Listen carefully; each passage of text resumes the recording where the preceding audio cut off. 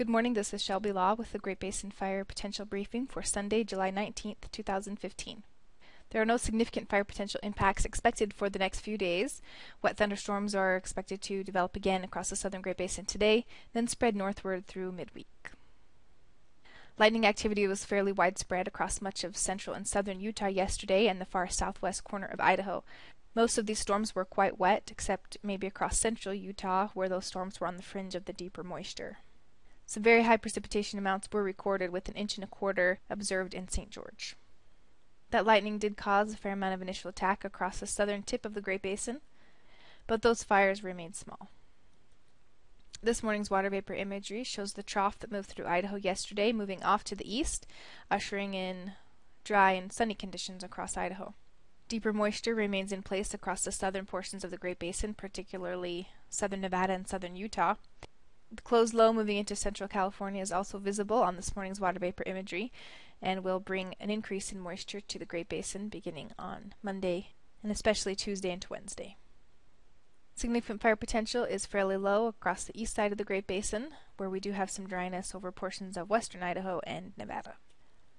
Temperatures will be moderated today but slightly warmer than yesterday across the region, and the showers and thunderstorms are expected to develop in much the same regions that we had yesterday, with flash floods possible across the far southern portions of the area. Tomorrow, that closed low really moves into central California, continuing to bring deep moisture into the southern third of the Great Basin. Minimum relative humidities will still be on the low side across Idaho and northern Nevada, while the deeper moisture remains across the south. As that low moves towards the western portions of the Great Basin, we could see some widespread showers and thunderstorms across particularly central Nevada. On Tuesday, that low tracks across northern and central Nevada, spreading moisture northward into the northern half of the Great Basin. Showers and thunderstorms are expected across pretty much all of Utah, Nevada, and up into southern Idaho. More of the same is expected on Wednesday as the moisture remains in place across much of the Great Basin, although we will begin to see some drier air moving into the far southern tip of the Great Basin.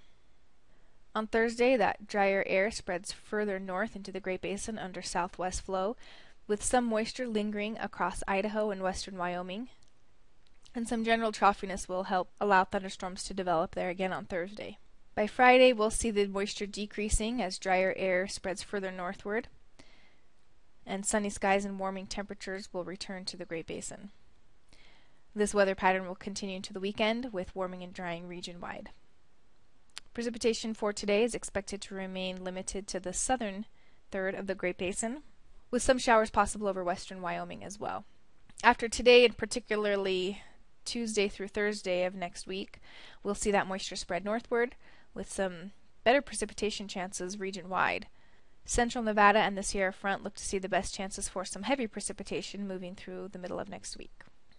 Fire danger indices remain fairly low, especially for the time of year, with those values coming in between the 50th and 70th percentile. The long-term outlooks from the Climate Prediction Center are calling for a return to above normal temperatures across Utah and Nevada, and below normal precipitation expected for the region.